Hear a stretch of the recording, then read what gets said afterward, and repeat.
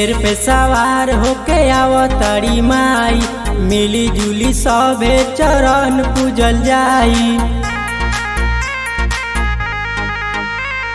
शेर पे सवार होके आवतारी माई, मिली जुली सभे चरण पूजल जाई। मालिन से कही द कि अढ़ौले आई, मालिन से कही द कि अढ़ौले आई, मालिन से कही द कि अढ़ौले आई। शेर पे सवार होके आवतारी माई, शेर पे सवार होके आवतारी माई, आवतारी माई। मिक्स बाय अनिल भोजपुरिया।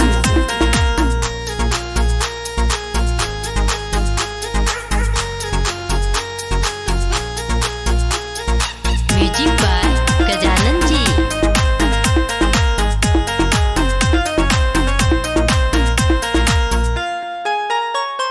गैया के गोबरा से अंगना लिपवनी, तोहरा घर से हो कलसा मंगवनी, तोहरा घर से हो कलसा मंगवनी।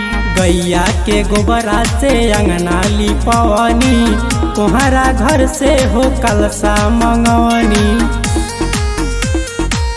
आरती के लो तू थाली सजाई, आरती के लो तू थाली सजाई, आरती के लो तू थाली सजाई। शेर पर सवार होके आवतारी माई, शेर पर सवार होके आवतारी माई, आवतारी माई।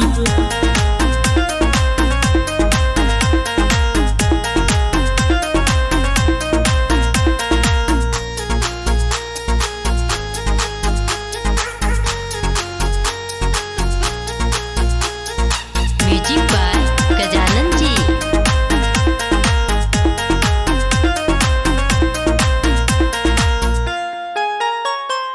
सुनील भोजपुरिया के दीहा बोलाई, रत भर माई के भजन सुनाई, रत भर माई के भजन सुनाई। सुनील भोजपुरिया के दीहा बोलाई, रत भर माई के भजन सुनाई।